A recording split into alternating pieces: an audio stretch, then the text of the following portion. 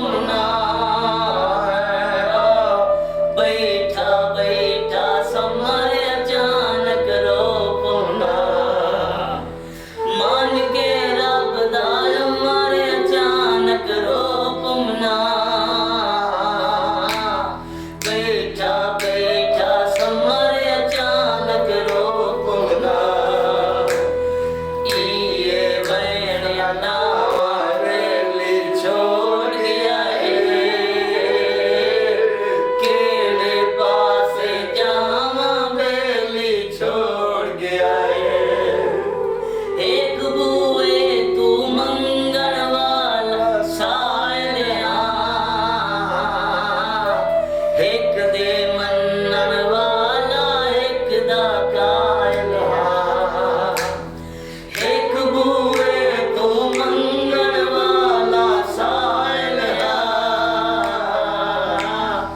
एक दे मन्नन वाला एक दा कायल हा कई नो हाल सुनावा बेले छोड़ गया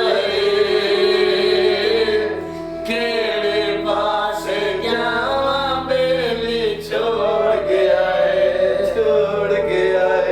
जी बहुत शुक्रिया नाज़रीन। अगर वीडियो पसंद आवे शौकी नेटमैन दी तो सब्सक्राइब चैनल ਨੂੰ ਜ਼ਰੂਰ ਕਰਨਾ ਹੈ ਤੇ ਘੰਟੀ ਦੇ ਬਟਨ ਤੇ ਹੱਥ ਰੱਖਣਾ ਭੁੱਲਣਾ ਨਹੀਂ। बहुत शुक्रिया।